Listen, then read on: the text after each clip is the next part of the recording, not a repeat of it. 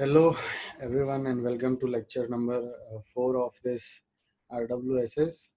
और हम लोग अब जो बचे कुछ टॉपिक्स हैं उसको भी पढ़ लेते हैं। तो हम लोग जो देखते हैं, अभी तक हमने देखा था पॉपुलेशन फोरकास्टिंग में 2 मेथड्स हम पढ़ चुके हैं। तो वो 2 मेथड्स कौन से थे, फटाफट से रिवीजन मार लेते हैं। वो 2 मेथड्स थे हमारे अरिथमेटिक इंक्रीज और ज्योमेट्रिक इंक्रीज मेथड। तो उनको फटाफट से देख लेते हैं। अब यहाँ पे देखिए, अरिथमेटिक इंक्रीज मेथड में एक चीज़ क्या होती थी, rate of change of population is constant with respect to time. और दूसरा जो होता है वो है ज्योमेट्रिक इंक्रीज मेथड, जिसमें कि 2 चीज़ें हमें ध्यान रखनी है। पहला तो यहाँ जो मेथड यूज करता है वो percentage increase in population from decade is assume to remain constant, ठीक है। और दूसरा ज्योमेट्रिक मीन का हमें यहाँ पर ध्यान रखना है। ज्योमेट्रिक मीन जो हम कैलकुलेट करेंगे वो मल्टीप्लिकेशन करेंगे, ठीक है, और अरिथमेटिक मीन नहीं करेंगे इस इंक्रीज का, ठीक है। तो इतना हम पढ़ चुके हैं। अब अगला आता है इंक्रीमेंटल इंक्रीज मेथड। तो इस मेथड को एक्चुअली ये थोड़ा सा इनहांस्ड वर्जन है अरिथमेटिक इंक्रीज मेथड का। जितना हम अरिथमेटिक इंक्रीज में कर रहे थे वो तो हम करेंगे ही, इसमें इंक्रीज का भी इंक्रीज या डिक्रीज लेंगे। अभी समझ में आएगा क्या बोला मैंने। देखिए, इंक्रीज का भी इंक्रीज और लेंगे या इंक्रीज का डिक्रीज लेंगे। इसका मतलब है कि जैसे मान लीजिए कि कुछ सालों तक पॉपुलेशन है हमारे पास, सपोज ये हमारे पास डेटा है, ठीक है, 1961 से लेके 2011 तक ये पॉपुलेशन हमें पता है। हमने इस पे 2 क्वेश्चंस लगा लिए हैं। ज्योमेट्रिक इंक्रीज में हमने क्या किया था, इंक्रीज किया, पता किया था। देखिए यहाँ पे सारे इंक्रीज पता किए हुए हैं, ठीक है। अब इंक्रीमेंटल इंक्रीज क्या होता है, इंक्रीमेंटल यानी इंक्रीज पे भी क्या इंक्रीज और डिक्रीज हो रहा है। तो इंक्रीज पे भी, अब जैसे पहले साल में 15,000 का इंक्रीज हुआ, लेकिन उसके बाद क्या हुआ, दूसरे बार में 1,57,000 का पहले में इंक्रीज हुआ, 1,85,000 का दूसरे में इंक्रीज हुआ। लेकिन इन दोनों के बीच में कितना इंक्रीज हुआ, ठीक है। जैसे अरिथमेटिक इंक्रीज नहीं बोल रहे हैं अब इसको, इन दोनों के बीच में भी देखिए 28,000 का वेरिएशन आया, ठीक है। वैसी तरीके से जैसे इन दोनों का देखते हैं हम, 48,000, 4,89,000 और 3,86,000। तो ये देखिए यहाँ पे क्या पॉपुलेशन इंक्रीज तो हुई है 2001 में, लेकिन as compared to previous years कम हुई है। तो यहाँ पे जो इंक्रीज पिछली बार हुई थी उससे 1,10,000, कितना बोलेंगे इसको, 1,03,703, इतनी पॉपुलेशन कम इंक्रीज हुई है as compare to last year. तो उस तरीके से अगर देखा जाए तो क्या पिछला वाला यहाँ पे इंक्रीज हुआ है, पॉपुलेशन इंक्रीज हुआ है, लेकिन पिछली बार से कम इंक्रीज हुआ है। तो इसी को कहते हैं इंक्रीमेंटल इंक्रीज या इंक्रीमेंटल डिक्रीज। अब जैसे कि हम लोग जो एक्सेल में हम लोग कर रहे थे उसको नहीं करते हुए बस यहाँ पे आपको बता देता हूँ कि है कैसे, करा कैसे गया है। यहाँ इंक्रीमेंटल इंक्रीज तक आप लोग को सबको, इंक्रीज तक आपको सबको समझ में आ गया होगा। इंक्रीमेंटल इंक्रीज जो उस साल के इंक्रीज में से माइनस किया हुआ, जैसे यहाँ पे 1,85,881 में से 1,57,000, मतलब नेक्स्ट डिकेड से प्रीवियस डिकेड को माइनस किया तो इंक्रीमेंटल इंक्रीज पता लगा है, ठीक है। इंक्रीमेंटल इंक्रीज पता लगा है। उसी तरीके से हमने जैसे अब यहाँ पे इसका टोटल निकाल लिया, इंक्रीज का टोटल निकाल के उसका एवरेज निकाल लिया, और इंक्रीमेंटल इंक्रीज निकाल के उसका इंक्रीज एवरेज निकाल लिया। तो अब यही हमें समझना था। अब इसको पढ़ लेते हैं एक बार समझने के लिए। This method is modification of arithmetical increase method. It is suitable for an average size town under normal condition where growth is found to be increasing in increasing order, ठीक है। बहुत तेज नहीं बढ़ रही है लेकिन बढ़ रही है, पॉपुलेशन धीरे धीरे बढ़ रही है। While adopting this method the increase in increment is considered for calculating future population, ठीक है। तो incremental increase is determined for each decade from past population, and the average value is added to the present population along with the average rate of increase.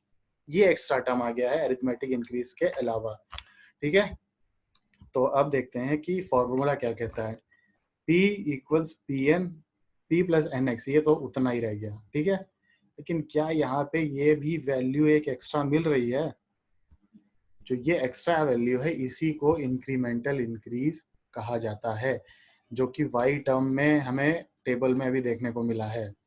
तो देखिए यहाँ पे हुआ क्या, अब जैसे हमसे पूछा जाए 2021 में कितनी पॉपुलेशन होगी, तो 2021 में हम p equals P n p plus n x plus n plus 1/2 y। तो यहाँ पे अब हम रखेंगे p इक्वल टू 2011 में जो पॉपुलेशन थी प्लस ऑन एन एवरेज एक साल में कितनी पॉपुलेशन बढ़ रही है, और नंबर ऑफ, एक साल नहीं, एक डेकेड में, और फिर नंबर ऑफ डेकेड्स, और n+1/2 इंटू इंक्रीमेंटल इंक्रीज। देखिए तो यहाँ पे 30,19,054 पॉपुलेशन आ रही है। अब जरा तीनों का कंपैरिजन देख लीजिए, 30,19,054 आ रही है, और इसमें हमें पहले जो अरिथमेटिक इंक्रीज में थी 29 लाख, तो ऑलमोस्ट थोड़ा सा 1 लाख का डिफरेंस है, ऑलमोस्ट 80,000 का, ठीक है। उसी तरीके से बाकी इसमें देख लेते हैं ज्योमेट्रिक इंक्रीज में। ज्योमेट्रिक इंक्रीज में तो खैर अब्रप्ट इंक्रीज है, क्योंकि वो डेवलपिंग टाउन के लिए है, तो ठीक है, वहां अगर डेवलपिंग टाउन क्वेश्चन में बोल दिया गया है तो आपको लगाना होगा ये geometric increase, otherwise incremental increase her जगह पे नॉर्मली यूज होता है। तो अब जैसे पॉपुलेशन का तीन डेकेड्स में हमें कैलकुलेट करनी थी, तो हमने बस नंबर ऑफ डेकेड्स को चेंज किया हर जगह पे, और वैल्यू हमने कैलकुलेट कर ली। तो उस तरीके से हम कैलकुलेट कर सकते हैं। अगला है ग्राफिकल मेथड। ग्राफिकल मेथड कुछ नहीं होता, बस ये एक हमें पहले का पॉपुलेशन, जैसे हमने मान लीजिए 2011 तक के पॉपुलेशन हमें पता थे, या 2001 तक के हमें पॉपुलेशन पता थे, ठीक है। तो एक जनरल हम उसको एक्सटेंड कर लेंगे, एक्स्ट्रापोलेट कर लेंगे, ठीक है। तो हमें उस लेवल, उस ईयर तक का हमें कुछ पॉपुलेशन पता लग जाएगा, और कुछ खास नहीं है, बस इसमें क्या करते हैं, हम एक्सटेंड करते हैं। इन this method of population of last few decades are corrected plotted suitable on a suitable scale. The population curve is smoothly extended for future population. This extension should be done carefully and it require lot of experience and judgment. मतलब कि आप ये नहीं कर पाएंगे जब तक experience नहीं है आपके पास, ठीक है। और वो देखिए कर्व इस तरीके से बना क्यों है, वो अभी आगे आपको समझ में आएगा। देखिए कुछ एस टाइप में दिख रहा है ना, ये हल्का सा एस टाइप में, इस चीज को ध्यान रखिएगा, अभी आगे देखेंगे। The best way of applying this method is to extend the curve by comparing population curve of some other similar cities. इसी की जैसी कोई सिमिलर ग्रोइंग सिटी है, उससे हम कंपेयर करके पॉपुलेशन को पता लगा सकते हैं। कुछ नहीं है, ये सिंपल है, ये बहुत इजी है। कंपैरेटिव ग्राफिकल मेथड, तो इसको देख लेते हैं क्या है भाई। In this method census population of cities already developed under similar condition are plotted. Same चीज की जो वहां पे अभी बात हुई है ग्राफिकल मेथड में। The curve of past population of city under consideration is plotted on same graph. दोनों को एक ग्राफ पे प्लॉट कर लीजिए, फिर दोनों को एक उस हिसाब से कंपेयर करके एक्सटेंड कर लीजिए। कैसे करिए, केयरफुली, ठीक है, इस चीज को ध्यान रखिएगा। लेकिन ये मेथड्स जब आपके पास पुराने पॉपुलेशन है तो इस मेथड्स पे मत रिलाई करिए, आप अपने मैथमेटिकल मेथड्स पर ही रिलाई करिए, ठीक है। ये उसका एक एग्जांपल है, जिसको आप खुद से देख सकते हैं, स्क्रीनशॉट्स ले लीजिए, या फिर 1970 से 2000 तक की पॉपुलेशन दी हुई है, A B C D similar condition में डेवलप हुए हैं, और एक्स अभी डेवलप हो रही है। तो एक्स की पॉपुलेशन 2010 और 2020 में पूछी गई है। तो सिटी ए के बारे में ये डेटा दिया हुआ है, सिटी बी के बारे में ये डेटा दिया हुआ है, सिटी सी के और सिटी डी के बारे में डेटा दिया हुआ है, और एक्स के बारे में पूछा गया है सिटी एक्स के लिए। तो एक्सटेंशन देखिए सबको ऑलमोस्ट ग्रेजुअली हो रहा है, ठीक है। तो एक ग्रेजुअल इंक्रीज है अगर, तो हम एक्स को भी एक ग्रेजुअल इंक्रीज दे सकते हैं। हमने क्या किया, ए बी सी डी से एक जनरली आइडिया लिया कि हाँ एक ग्रेजुअल इंक्रीज है जो ऑन एन एवरेज दे सकते हैं हम, straight line, close to straight line, not a straight line. तो हमने एक्स को भी उसी तरीके से एक्सटेंड किया, और एक्सटेंड करने के बाद जो हमें वैल्यू मिला वो था 58,000 और 68,000 इन 2010 एंड 2020। बस ये समझने के लिए है, ठीक है। तो कंपैरेटिव ग्राफ इसके लिए यूज होता है। मास्टर प्लान मेथड, ये क्या है? The big and metropolitan cities are generally not developed in haphazard manner but are planned and regulated by local bodies according to the master plan. Master plan देखिए होता क्या है, बड़ी सिटीज जो होती है ना वो हैफ हजार डेवलपमेंट का मतलब होता है कि रैंडम तरीके से डेवलप हो गई, लेकिन बड़ी सिटीज में ऐसा नहीं होता है। बड़ी सिटीज को प्रॉपर एक प्लान किया जाता है फिर डेवलप किया जाता है। जैसे एग्जांपल ले लीजिए चंडीगढ़ का, तो उसमें एक प्रॉपर ग्रिड पैटर्न का यूज किया गया है, तो उसको डेवलप करने के लिए मास्टर प्लान पहले तैयार किया गया होगा। उसको ऐसा ही नहीं कह दिया होगा कि जाओ घर बनाओ, जाओ प्लॉट्स बनाओ, ऐसा कुछ नहीं। तो ये होता है मास्टर प्लान मेथड यूज करना। तो उसके लिए फिर according to the master plan city is divided into various zone such as residence, commerce and industry. ठीक है, 3 तरीकों में डिवाइड किया जाता है उस मास्टर प्लान में। और the population densities are fixed for various zone in master plan. From this density total water demand and waste water generation for that zone is carried out. तो यही है मास्टर प्लान का मतलब, ही यही है कि एक तैयार किया गया मास्टर प्लान, उसको उस पे सिटी को इम्प्लीमेंट किया गया, एक प्रॉपर प्लान्ड वे में हमें पूरी सिटी को डेवलप करना है। तो उस हिसाब से हम पॉपुलेशन डेंसिटी के हिसाब से वाटर रिक्वायरमेंट निकाल सकते हैं। अब ये आता है लॉजिस्टिक एस कर्व मेथड। देखिए वो जो एस कर्व मैंने बात की थी ना, देखिए एस, तो क्या होता है कि शुरू में जो ग्रोथ होता है ना, लॉजिस्टिक एस कर्व मतलब कि बेसिक एक दे देता हूं आपको, उसके बाद हम पूरा पढ़ेंगे इसको। बेसिक जो होता है उसका कि सिटीज जब शुरू करती हैं ग्रो करना, तो वो एक बहुत ही रैपिड रेट से डेवलप होना शुरू करती हैं। ठीक है, पहले खूब रैपिड रेट से डेवलप होंगी वहां पे, क्योंकि वहां पे अगर मान लीजिए किसी नई इंडस्ट्री का सेटअप हुआ है या फिर वहां पे कुछ नई डेवलपमेंट्स या वहां पे जॉब अपॉर्चुनिटीज है, तो वहां पे लोग माइग्रेट करेंगे और वहां पे रिसाइड करने का सोचेंगे। फिर उसके बाद जब सिटी पे कुछ लोड हो जाएगा और वहां पे जॉब या फिर कुछ चीजें कम होने लग जाएंगी, और तो वहां पे माइग्रेशन कम हो जाएगा, तो एक कांस्टेंट ग्रोथ रेट आ जाएगा वहां पे। फिर पॉपुलेशन धीरे बढ़ेगी, एक टाइम तक कांस्टेंट बढ़ेगी, उसके बाद डिक्लाइन करेगी। डिक्लाइन मतलब कि डिक्लाइन नहीं करेगी, मतलब इन करेगी तो इंक्रीज ही, लेकिन बहुत ही स्लो इंक्रीज करेगी वो। फिर एक सैचुरेशन आने लगेगा उसमें, यहाँ देखिए ऊपर टाइप पे एक सैचुरेशन आने लगेगा कि इंक्रीज करना रुक जाएगी वो शहर की पॉपुलेशन। तो ये बेसिकली इंडियन सिटीज के लिए ही डेवलप किया गया था, कि इंडियन सिटीज में ऐसा देखा गया था। तो इसको पढ़ लेते हैं एक बार। This method is used when growth rate of population due to birth, death and migration took place under normal situation and subjected to any it is not subjected to any extraordinary changes like epidemic, war, earthquake और natural disaster.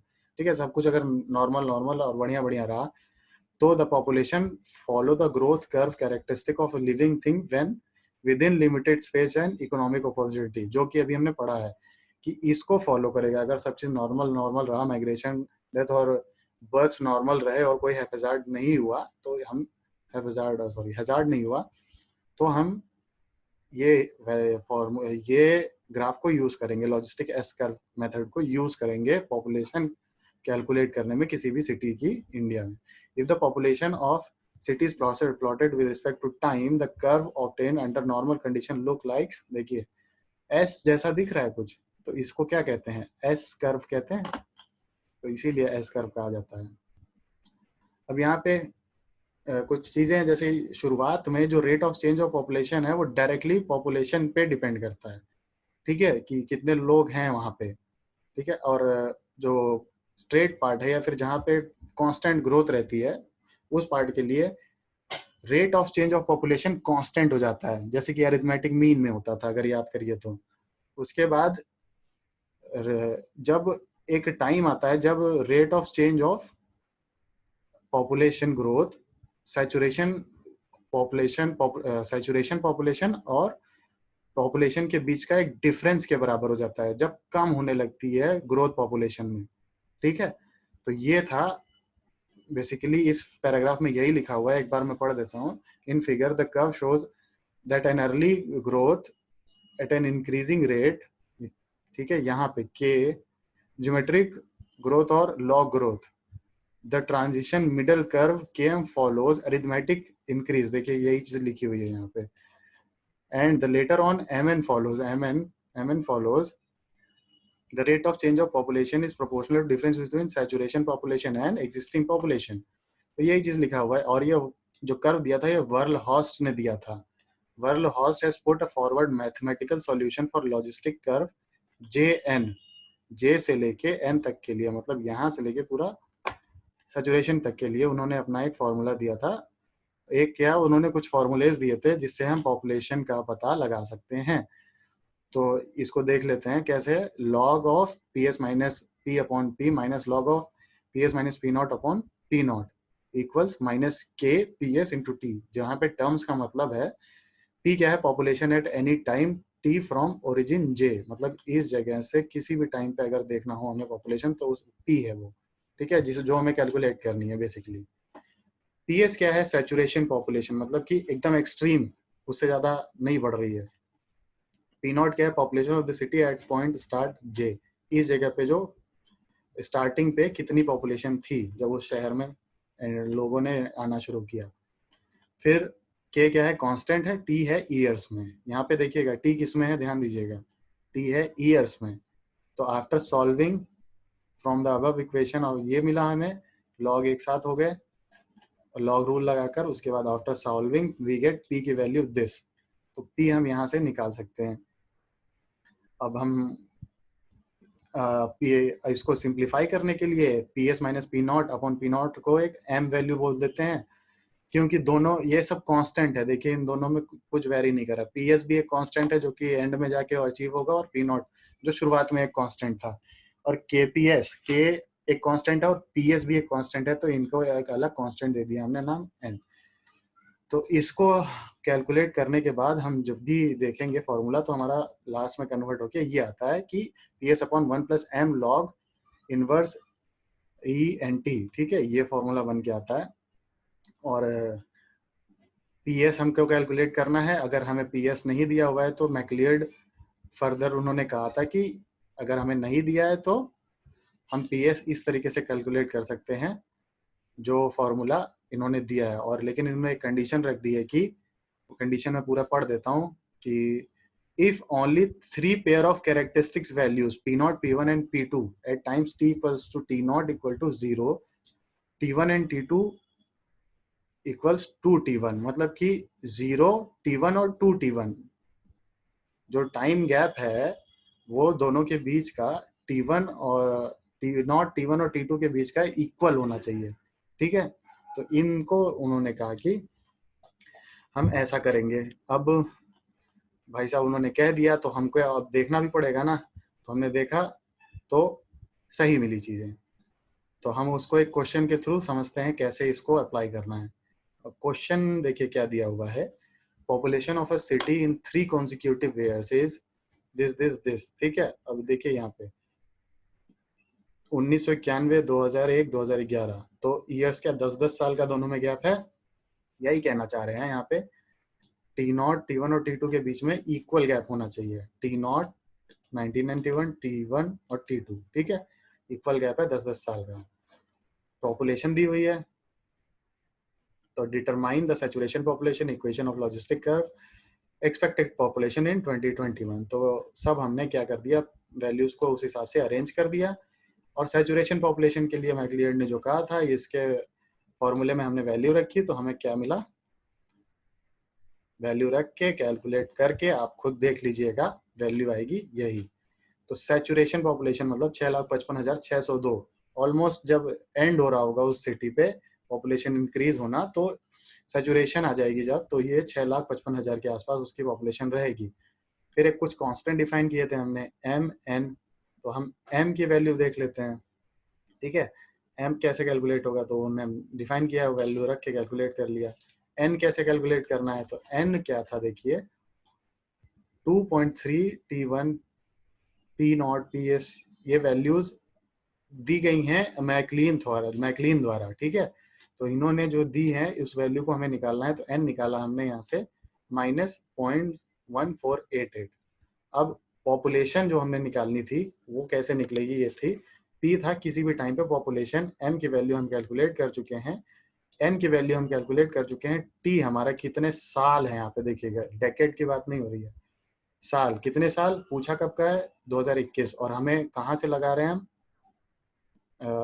2011 या 1991 हमने माना हुआ है। अगर 80,000 लिया होगा इन्होंने तो 1991 माना होगा। टी है 30 ईयर्स का, ठीक है। पीएस हमने कैलकुलेट किया हुआ, हाँ ठीक है, 1991 से लिया हुआ है, तो टी कितना है 30 ईयर्स का, और पीएस हमें पता है, सब हमने वैल्यू रख के निकाल ली। तो उस साल में 2021 में 6,05,436 लोग के आसपास होंगे, ठीक है। तो अब वो कौन से फेज में आ रहा होगा अपने, ऑलमोस्ट इस फेज में आ रहा होगा, बट ये कांस्टेंट फेज अब उसकी खत्म हो रही है, अब वो डिक्लाइन, ग्रोथ डिक्लाइन करेगी और सैचुरेशन की तरफ जाएगी। तो ठीक है, वो उस जोन में पहुंच चुका है अपने। तो ये हमने न्यूमेरिकल अगर समझ लिया है, तो ये क्वेश्चंस के कुछ स्क्रीनशॉट्स हैं, कर लीजिएगा और इसको खुद अटेम्प्ट करिएगा, ठीक है। ये बहुत इजी इजी क्वेश्चंस हैं, कोई डिफिकल्ट नहीं है, इसको अगर अटेम्प्ट करेंगे खुद से तो बड़ा ही इजी हो जाएगा और समझ में भी आ जाएगा, टॉपिक थोड़ा और क्लियर हो जाएगा, ठीक है। अब हम चलेंगे अपने नेक्स्ट टॉपिक पे। तो अगला जो हमारा टॉपिक है वो है ग्राउंड वाटर फॉर्मेशंस। तो इसे पढ़ने के लिए थोड़ा सा हमें जानना होगा कि ग्राउंड वाटर का करेंगे और ग्राउंड वाटर का डिस्ट्रीब्यूशन कैसे है, क्या है हिसाब किताब। तो अभी हम देख लेते हैं उसको। उसको देखने के लिए एक स्क्रीन शेयर करता हूँ मैं, आप लोग उसमें से समझेंगे। तो हम लोग देखते हैं, अब देखिए क्या है ग्राउंड वाटर। क्या होता है ग्राउंड वाटर? एक इम्पॉर्टेंट नेचुरल रिसोर्स है, और जो प्रेसिपिटेशन होता है वो ग्राउंड में इन्फिल्ट्रेट करता है और ग्राउंड वाटर को ज्वाइन करता है, ठीक है। तो इससे हमारा ग्राउंड वाटर रिचार्ज होता है, बट कुछ पार्ट ही जाता है, बहुत ज़्यादा से ज़्यादा पार्ट तो सरफेस रन ऑफ के तरीके सरफेस पे जाता है, फिर ड्रेन्स में जाता है और रिवर्स के थ्रू ओशन में चला जाता है, ठीक है। तो मोस्टली जितना पार्ट जाता है वो ग्राउंड वाटर में, ग्राउंड के अंदर जो पार्ट जाता है वो होता है ग्राउंड वाटर। अब जो types of geological formations of ground water है, टाइप्स जो है इसके वो क्या क्या होते हैं, जरा इनको देख लेते हैं। तो 4 तरीके के होते हैं फॉर्मेशंस, ठीक है। पहला होता है एक्विफर, दूसरा होता है एक्विटार्ड, तीसरा होता है एक्विकुलू, चौथा होता है एक्विफीज। तो इनको एक एक करके समझते चलते हैं। एक्विफर क्या होता है? एक्विफर वो फॉर्मेशन होती है जो कि आप कह सकते हो कि बहुत ही अच्छा वाटर होल्ड कर सकती है और बहुत ही अच्छा वाटर यील्ड कर सकती है, समझे इस चीज को। वाटर यील्डिंग मतलब उसके अंदर बहुत ही इजी तरीके से आप पानी उसके अंदर से एक्सट्रैक्ट कर सकते हो, ठीक है। तो एक्विफर पढ़ लेते हैं इसको। An aquifer is a saturated formation of the earth, it not only stores water but also yields in adequate quantity. Aquifers are highly permeable, okay, hence they are considered as main source of groundwater applications. Unconsolidated deposits of sands and gravels are example of aquifer, जो कि easily yield करते हैं, जिनसे बहुत मेहनत ना लगे पानी निकालने में। तो यही examples हैं उसके। अब aquifers are classified into 2 types based on their occurrence. पहला है confined aquifer, दूसरा है अनकन्फाइंड एक्विफर। एक और होता है पर्स्ड एक्विफर, लेकिन उसका कोई ज्यादा बहुत बड़ा सिग्निफिकेंस नहीं होता है। तो कन्फाइंड एक्विफर और अनकन्फाइंड एक्विफर जरा हम सबको समझ लेते हैं। अनकन्फाइंड एक्विफर जो होता है, अनकन्फाइंड एक्विफर, इसको एक डायग्राम के थ्रू समझाता हूँ मैं। या फिर I think diagram, okay diagram है।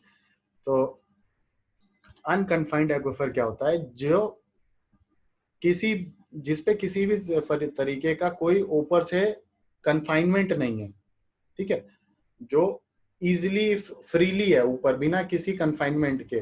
जैसे कन्फाइंड का भी एक, जैसे एक एग्जांपल देता हूं मैं। कन्फाइंड मतलब कि 2 स्ट्रेटम के बीच में एक लेयर आ गई, एक वाटर की लेयर या फिर एक्विफर की लेयर फंसी हुई है या फिर प्रेशर में है, ठीक है, उसे कहते हैं कन्फाइंड एक्विफर। अनकन्फाइंड मतलब कि उस पर कोई कन्फाइनमेंट नहीं है, एक लेयर पे ही वो जिसपे टिकी हुई है एक्विफर, वो एक है इम्परमिएबल लेयर, बाकी उसके ऊपर परमिएबल लेयर है जो कि एक्विफर है, उससे वाटर निकालना है, ठीक है। तो अब दिमाग में हमें क्वेश्चन आता है कि अनकन्फाइंड एक्विफर और कन्फाइंड एक्विफर में कौन सा बेटर है, कौन सा यील्ड अच्छा देगा। तो कभी भी आप प्रेशर में देखोगे एक्विफर को प्रेशर लग रहा है अगर उसके ऊपर, तो वो प्रेशर को रिलीज करना चाहेगा। रिलीज करने के लिए वो वाटर को प्रेस करेगा, और अगर आप कहीं से भी एक बोर होल बना दोगे तो वो प्रेशर के थ्रू पानी बहुत ही तेजी से बाहर निकलेगा। तो कन्फाइंड एक्विफर जो होता है उसमें यील्ड अच्छी मिल जाती है, और अनकन्फाइंड एक्विफर में पंपिंग कॉस्ट या फिर पंपिंग ज्यादा करनी पड़ती है, एनर्जी ज्यादा लगती है पंप करने के लिए। ठीक है, कभी भी आप एक पीजोमीटर लोगे, पीजोमीटर, और उसको कन्फाइंड एक्विफर में रखोगे, तो फिर वो उतना ही वाटर लेवल दिखाएगा जितना उसका वाटर लेवल एक्विफर में है।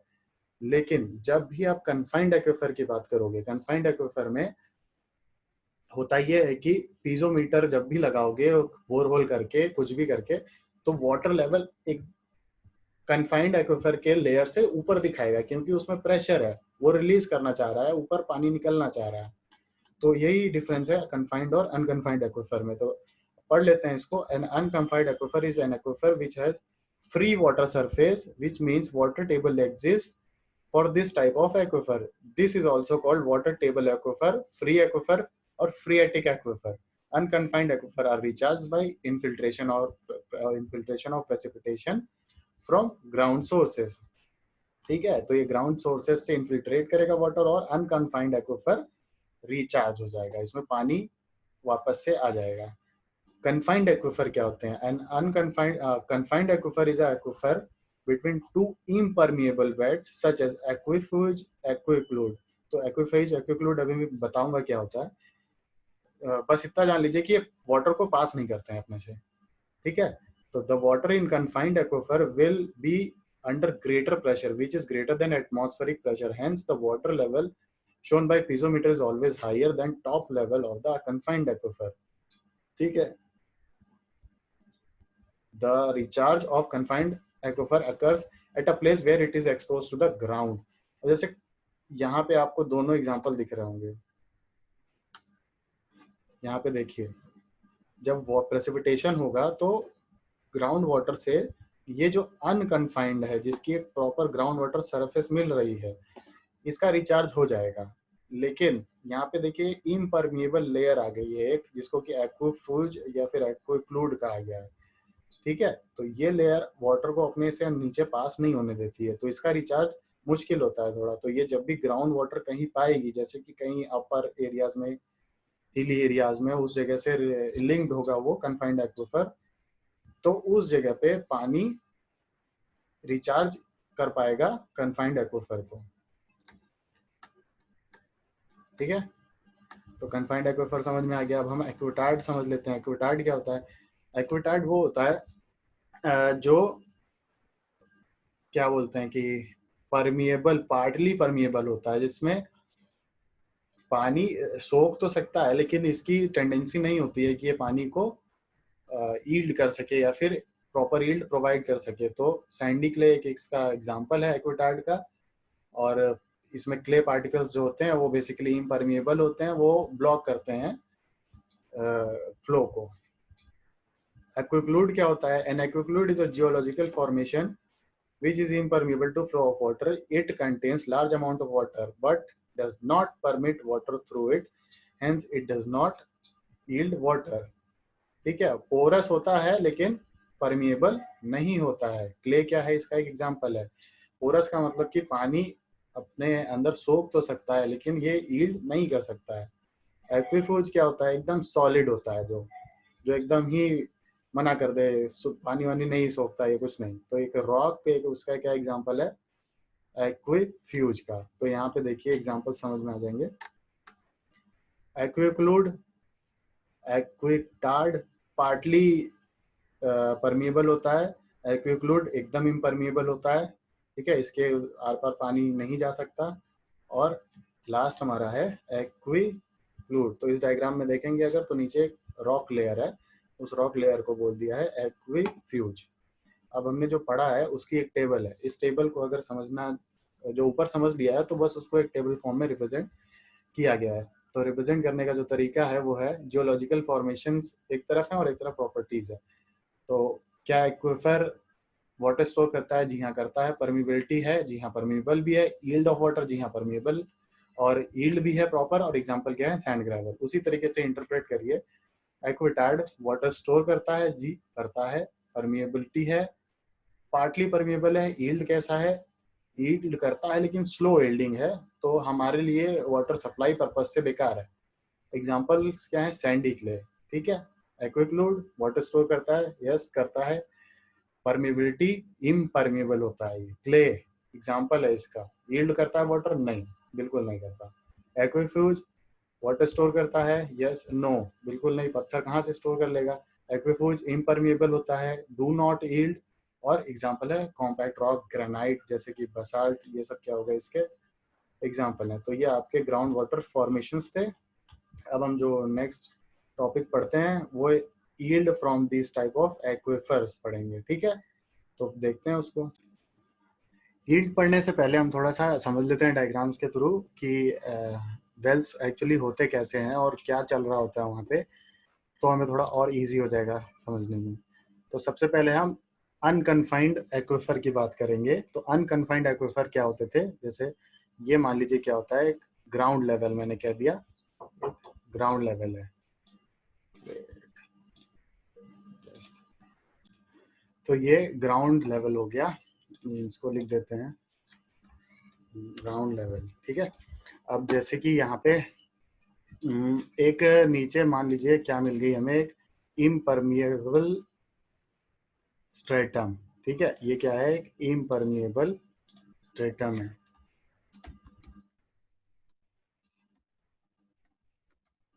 ये इम्परमिएबल है, ठीक है। अब जैसे हम कहते हैं कि ग्राउंड वाटर कुछ नीचे होगा, सपोज यहाँ पे मैं कहता हूँ कि ग्राउंड वाटर इस जगह पे है, ये है हमारा ग्राउंड वाटर, ठीक है। अभी हम किसकी बात कर रहे हैं, ये अनकन्फाइंड एक्विफर की। अभी इस पे कोई ऊपर से प्रेशर नहीं लग रहा है, या दो लेयर के बीच में ये नहीं लगा हुआ है। तो इसमें हमको वेल बनाना है। हमने क्या किया कि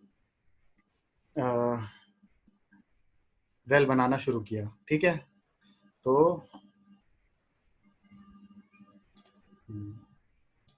डिगिंग हुई यहाँ पे प्रॉपर, ठीक है। ये डिग किया गया और इसके रेडियस को बोल दिया गया रेडियस ऑफ वेल, या फिर आर डब्ल्यू, ठीक है। क्या है आर डब्ल्यू, क्या है R W is the radius of well. ये बहुत छोटा सा पार्ट है इसलिए थोड़ा सा ऐसा दिख रहा, थोड़ा सा समझिए इसको। अब आर डब्ल्यू बोल दिया, ठीक है। अब मान लीजिए कि पंपिंग कर रहे हैं हम। पंपिंग मतलब कि वाटर निकाल रहे हैं इसमें से। तो वाटर लेवल पहले क्या था, वाटर लेवल था ये पूरा, यहाँ तक पूरा वाटर भरा हुआ था, ठीक है। लेकिन पंपिंग होने लग गई, पंपिंग होने लग गई, तो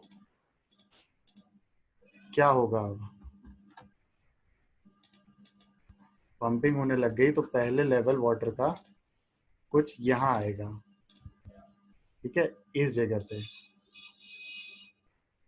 पंपिंग हुई तो इस जगह का भी वाटर क्या करेगा, ऐसे ऐसे थोड़ा सा कर्व एक तरीके से बनाएगा।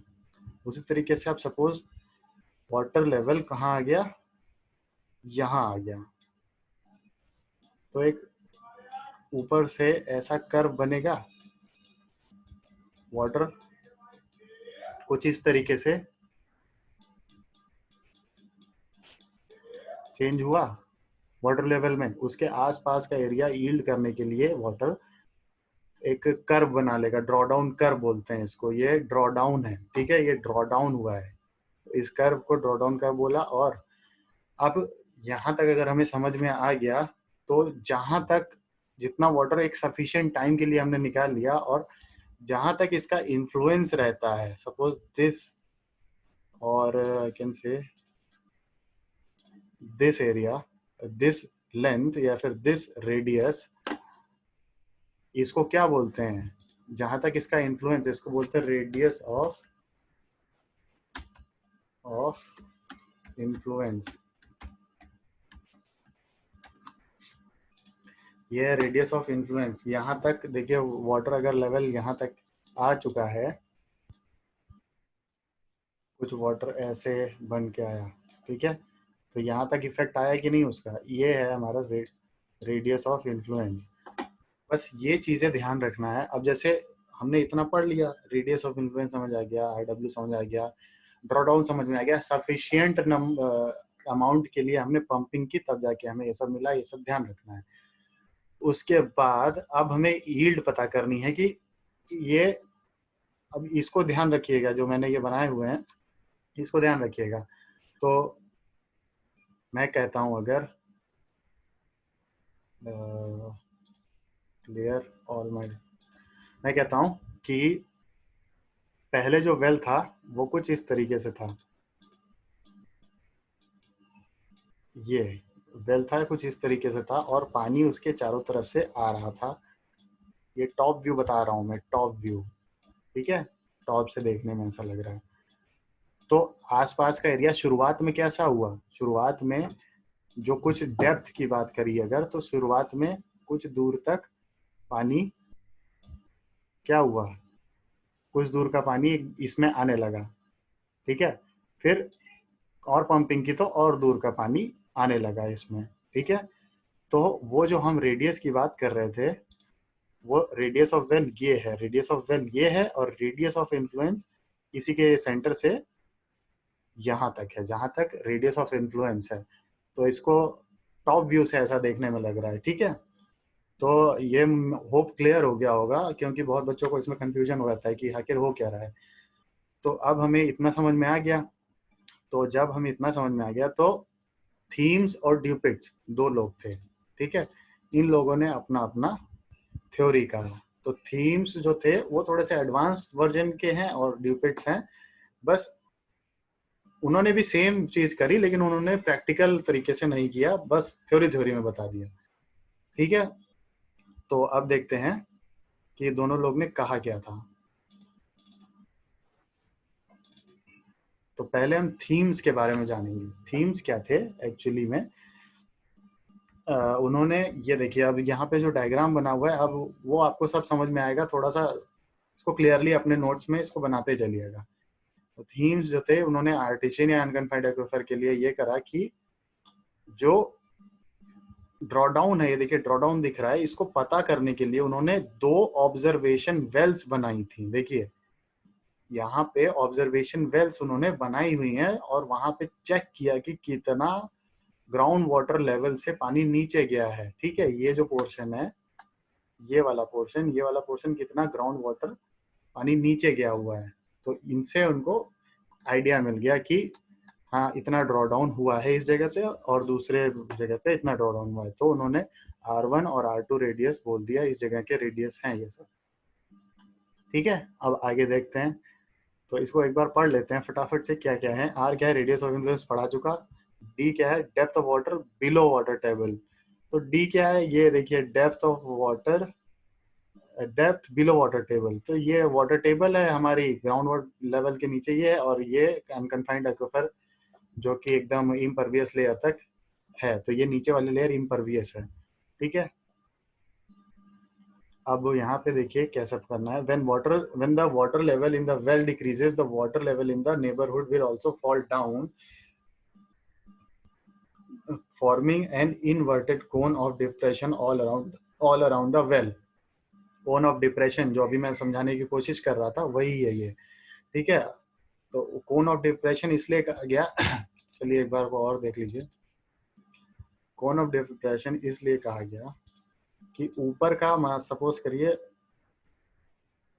ये इस तरीके से ऊपर का सर्कल हमें दिख रहा होगा जो वाटर का ड्रॉ डाउन हो रहा होगा, और नीचे कुछ वेल इस तरीके से वेल का नीचे का पार्ट होगा, ठीक है। तो ये जो वेल है वो वाटर हर तरफ से ले रहा है,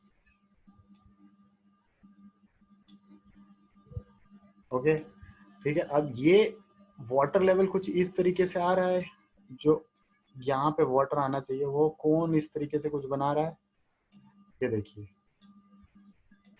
ड्राइंग थोड़ी सी अच्छी नहीं बन रही, लेकिन समझिए।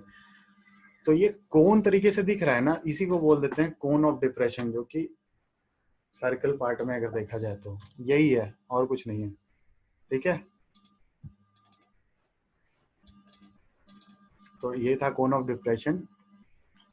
When the water level in the well decreases, the water level in neighborhood will also fall down, forming an inverted cone of depression all around the well. The incline is known as drawdown curve. अब यहाँ पे हमने एक derivation किया हुआ है, उस derivation को देख लेते हैं. तो ये उस पे एक फिर न्यूमेरिकल हम करेंगे, तब समझ में आएगा कि इसको कैसे करना है. न्यूमेरिकल देखते हैं अभी इसके बाद.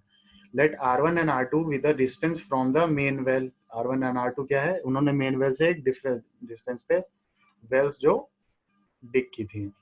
फिर उसके बाद S1 and S2 are the drawdown. S1 and S2 क्या है, ड्रॉडाउन. S1 है ये डिस्टेंस ग्राउंड लेवल से ड्रॉडाउन यानी कोन की डिस्टेंस. ठीक है, S2 क्या है, सेम दूसरे रेडियस के लिए. और H1 S2 क्या है, water depth in these wells. तो H1 ये क्या है, इस वेल की वाटर डेप्थ है, और S2 क्या है, इस वेल की वाटर डेप्थ है. अब डार्सी साहब ने क्या कहा था कि Q is directly proportional to I. ठीक है, तो Q directly proportional to I है, और उन्होंने फिर लास्ट में ये मिला हमें कि Q इक्वल्स टू KIA. उसको क्यों किया भी कहते हैं हम लोग, पढ़ने के लिए, याद रखने के लिए. क्यों किया डार्सी साहब. तो Q इक्वल्स KIA. K क्या है, कोफिशिएंट ऑफ परमिबिलिटी. Q क्या है, डिस्चार्ज. I क्या है, हाइड्रोलिक ग्रेडियंट. ठीक है, हाइड्रोलिक ग्रेडियंट. और A क्या है, area of flow. Hydraulic gradient और एरिया ये सब ने अपने फ्लूइड में पढ़ा होगा, नहीं पढ़ा है तो कोई दिक्कत नहीं है. ग्रेडियंट मतलब कि change in height upon change in length. तो लेंथ के हिसाब से हाइट में कितना चेंज आ रहा है, इसको कहते हैं hydraulic gradient. DH over DR, यानी DH यानी कि चेंज इन हाइट, और DR यानी कि चेंज इन लेंथ. इसको बोला कि DH ओवर DR. तो अभी क्या करना है यहाँ पे, assume the water flow through the full height of the aquifer and also assume that flow is radial. Radial है भाई, क्यों, हर तरफ से ही आ रहा हो पानी, तो फ्लो तो रेडियल होगा ही. ठीक है, तो एरिया क्या हो गया, 2 × π × R × H. R क्या है, एज्यूम किया हुआ है एक कहीं पे अलग सी जगह पे, कि उस जगह का क्या मिलेगा हमें, यील्ड उसके हिसाब से. तो R अगर हम एक कहीं पे भी पता कर लेंगे, तो 0 से लेके रेडियस ऑफ इन्फ्लुएंस तक हम उसको इंटीग्रेट करके उसका यील्ड हम निकाल सकते हैं. ठीक है, तो एक हमने R एज्यूम कर लिया कहीं पे एक जगह पे है. तो Q equals K DH over DR. I क्या है, DH ओवर DR. और A क्या है, 2πRH. R क्या है, किसी भी जगह का है, कोई जरूरी नहीं है कि रेडियस ऑफ वेल हो या फिर रेडियस ऑफ ऑब्जर्वेशन वेल हो. ठीक है, तो हमें DR ओवर R और DH मिल गया अलग अलग. तो इंटीग्रेट जब हमने किया, तो log E with log R2 upon R1 with respect to E equals this 2πk upon Q H2 square minus H1 square. जब इंटीग्रेट किया तो ये मिला. हमने लास्ट में जब उसको log बेस 10 में कन्वर्ट किया, तो 2.303 log R2 upon R1 पाई के H2 square minus H1 square upon Q. तो ये था हमारा लास्ट का रिजल्ट, जो कि Q के टर्म्स में हमने निकाला है. और Q क्या है, बेसिकली सिंपल सी ये यील्ड ही तो है. जब यील्ड हमें पता है तो कुछ नहीं है, बड़ा इजी सा है. यील्ड जब पता हो गई इससे, तो अब आपको पता क्या है, S1 और S2 पता है, और हमने निकाला किसमें है, H1 और H2 में. S1 और S2 क्यों पता है, क्योंकि भाई ऊपर से जब आप मेजर कर रहे थे, तो ड्रॉ डाउन आपने मेजर किया, और ग्राउंड वाटर की टेबल से अगर हाइट माइनस कर दोगे, तो आपको डेप्थ ऑफ वाटर डेप्थ मिल जाएगी, जो कि ऑब्जर्वेशन वेल्स में है. तो इसको हमने कैलकुलेट करने के लिए अब मैथमेटिक्स लगाई सिंपल सी. H2 माइनस H1 स्क्वायर को हमने कन्वर्ट कर दिया, तो H2 माइनस H1 को S1 माइनस S2 लिख सकते हैं. मैथमेटिक्स है, डायग्राम में देख लीजिए, समझ में आ जाएगा. ठीक है, और H1 एंड H2 को D बोल दिया. H1 plus H2 equals to 2D हो गए. तो D, व्हाट इज D?